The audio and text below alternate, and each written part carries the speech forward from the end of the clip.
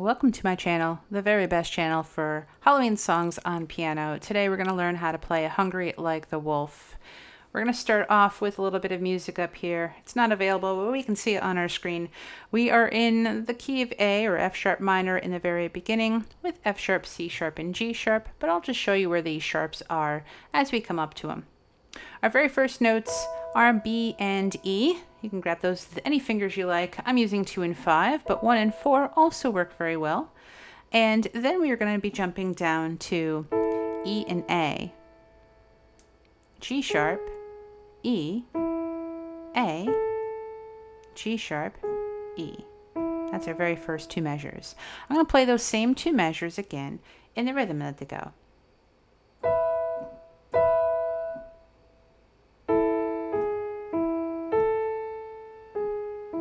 Then you repeat that.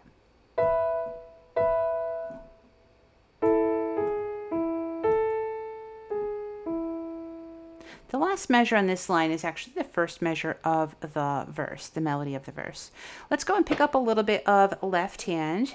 It's just going to be E's for most of this opening. We're just going to go back and forth between these two E's as quarter notes.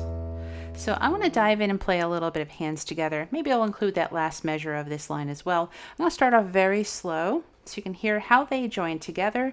Maybe I should mark out in the measures where we have a little bit of syncopation, what's happening there. Such as in measure 2, we have a tie on the note A. So when we play that E from the bass, it is happening all by itself, and we match up together again here at the E. And because these are the same as each other, this is going to happen the same way 2 measures later. And we have another tie at the end of this line. We just don't need to play another G sharp there.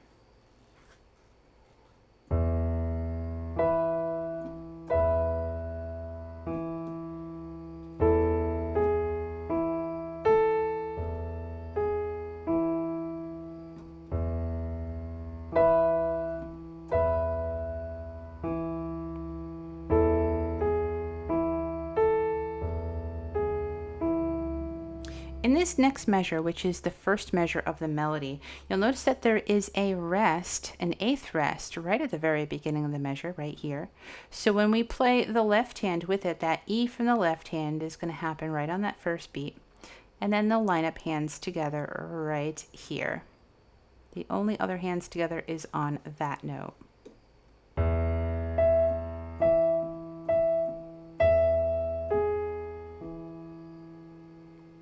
I'm going to play this same line just a little bit faster.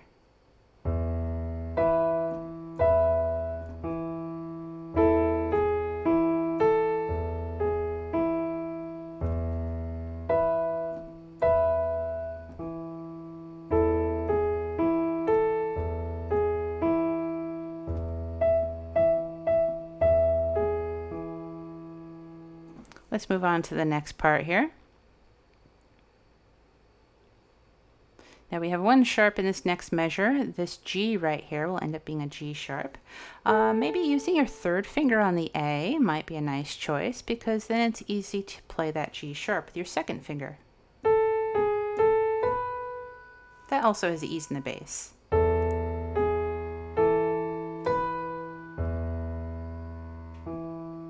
The following measure is much like the one we had from the previous line, where we have that rest in the beginning. The left hand starts off with the E on its own.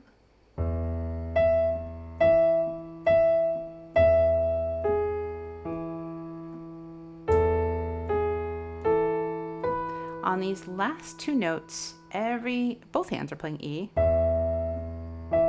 together like that. Now I'm going to go back and play this first half of the song. This might look really tiny here, but just so we can see all the music at once.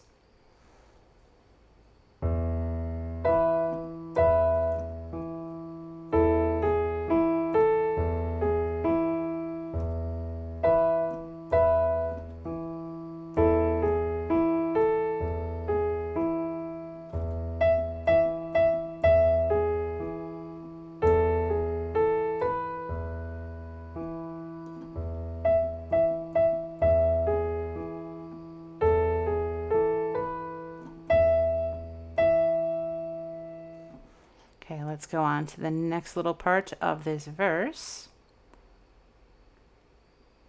And in this part here, you'll see that it seems like a strange rhythm. We have quarter notes, but then there also is triplets. They're quarter note triplets.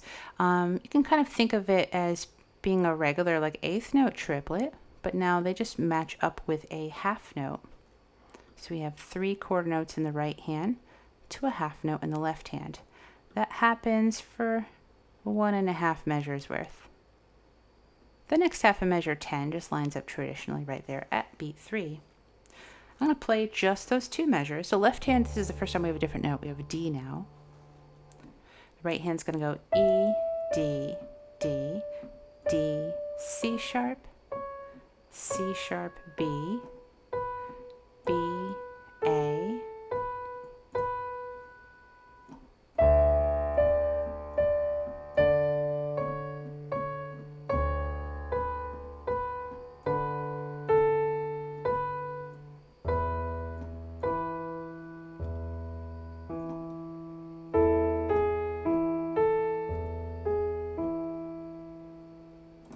Okay, now what we just learned was the intro and verse. We're going to get on to that chorus in one moment, but I'd like to play for you what the intro and the verse sound like, the speed that the song really goes.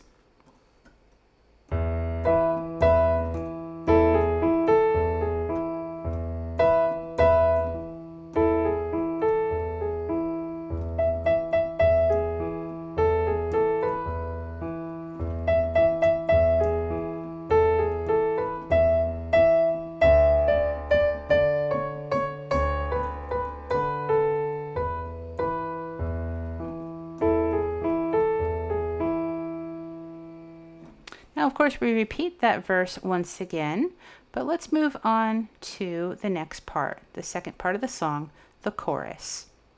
Now, in this part right here, the biggest thing that we can note is that there's not sharps anymore. That we're in the key of C at the moment. The left hand's actually dropping to a C. Let me change the key my keyboard is in. Get rid of those naturals. So let's take this one phrase at a time. So this first phrase is going to be measures 13, 14, 15, and just the beginning of 16. These notes right here. We're going to have G and E, D,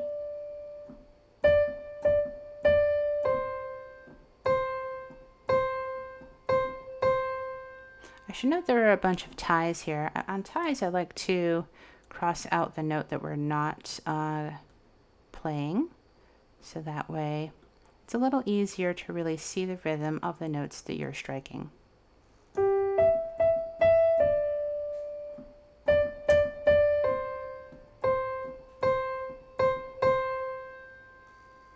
The left hand now has a more interesting bass line.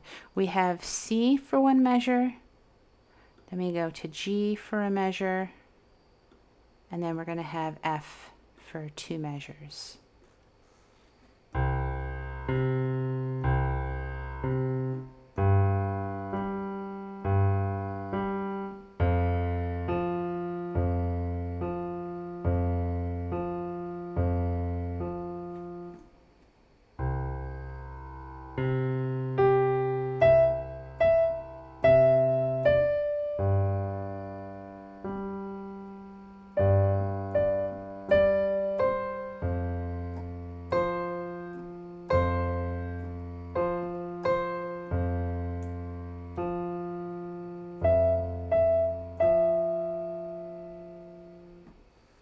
And we play that again a little bit faster.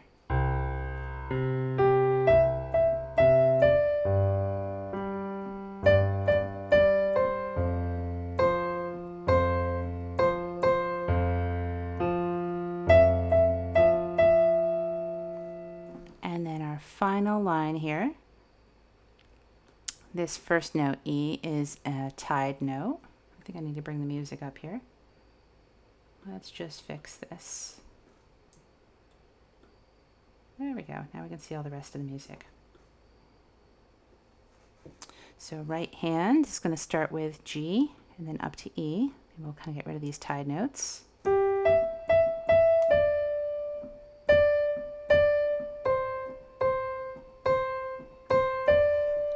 forgot to write a little tie in here.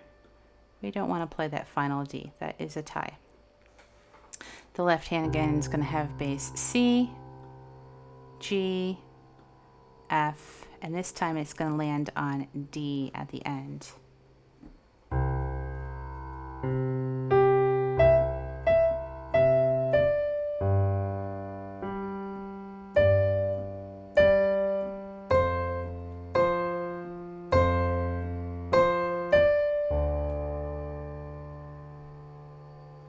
And now let's go over the chorus a bit faster.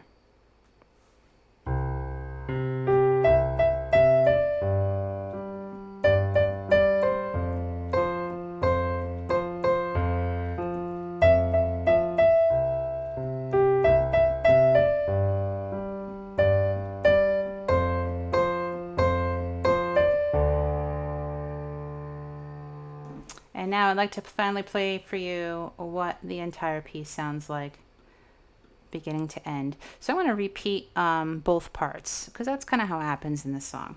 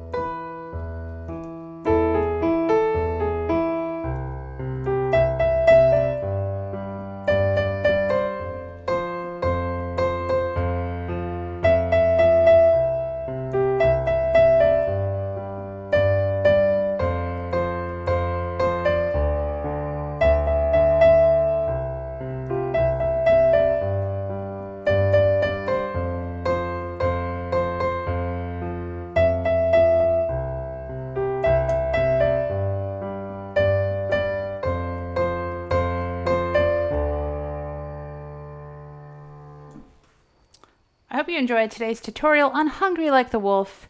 If you have a favorite Halloween song and it doesn't already appear on my channel, please leave that down below and we will do that song this season. Thank you so much for watching.